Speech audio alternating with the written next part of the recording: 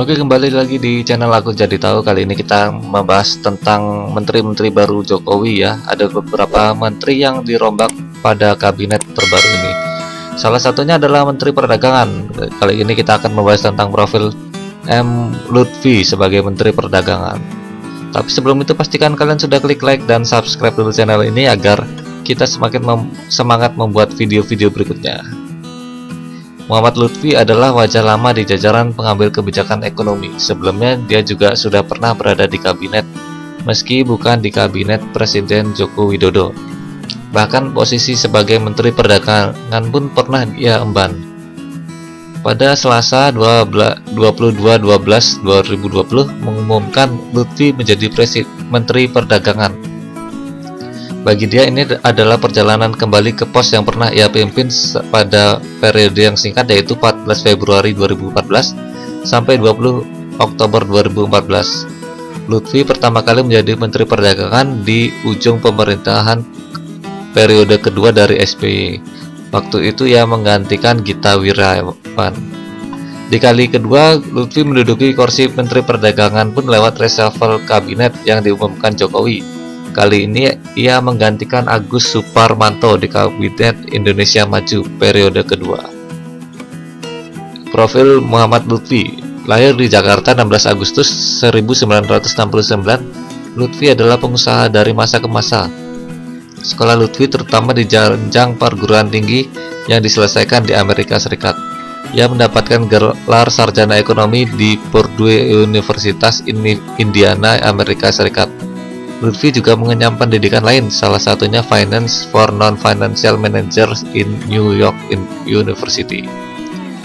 Lutfi adalah pendiri Mahaka Group bersama sejumlah kolega, antara lain Erick Thohir yang kini menjadi Menteri BUMN dan dia menjadi Presiden Direktur sekaligus CEO di situ. Bidang usaha grup ini adalah pertambangan, keuangan, dan media.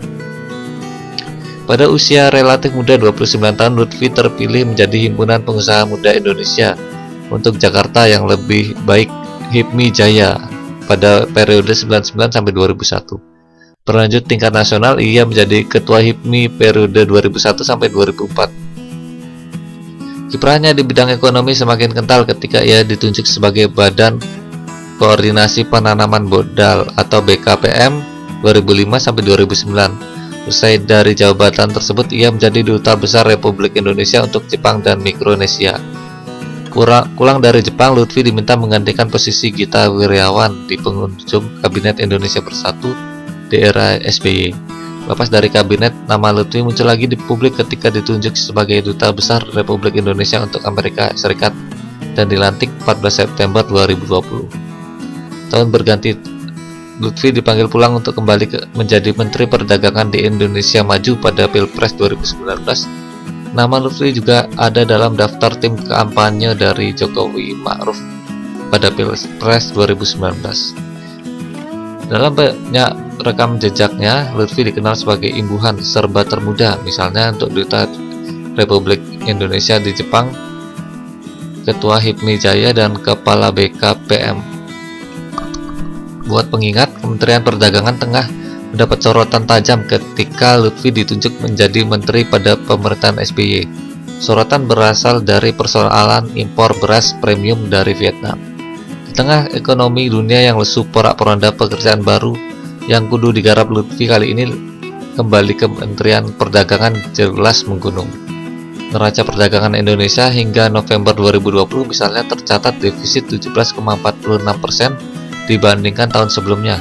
Meski secara bulanan November 2020 tercatat surplus perdagangan senilai 2,61 miliar dolar AS dari total ekspor 15,2 miliar dolar AS dan impor 12,6 miliar dolar AS. Rencana Lutfi dari Menteri Perdagangan adalah Lutfi menyatakan penunjukannya kembali menjadi Menteri Perdagangan adalah kehormatan.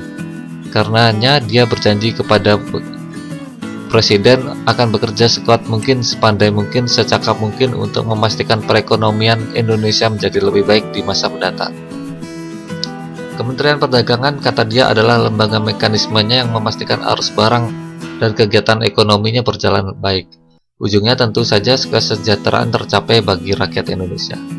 Dalam bahasa Lutfi, Menteri Perdagangan itu bisa dianalogikan sebagai wasit dalam olahraga tinju. Pembeli dan penjual dalam transaksi ekonomi dia sebut sebagai petinju, dan rakyat Indonesia adalah sebagai penonton laga. Ketika wasit tidak melakukan sesuatu yang seharusnya dilakukan, penonton dan petinju-petinju ini akan melihat kecurangan ataupun kekurangan, ungkap dia. Dengan analogi itu, Lutfi berjanji akan transparan selama menjalankan tugas barunya ini. Dia pun berjanji akan membawa Kementerian Perdagangan memastikan ekonomi Indonesia berjalan menjadi lebih baik dan efisien untuk mensejahterakan bangsa dan negara. Itulah profil singkat dari Muhammad Lutfi. Sekian dulu video kali ini, pastikan kalian sudah klik like dan subscribe channel ini.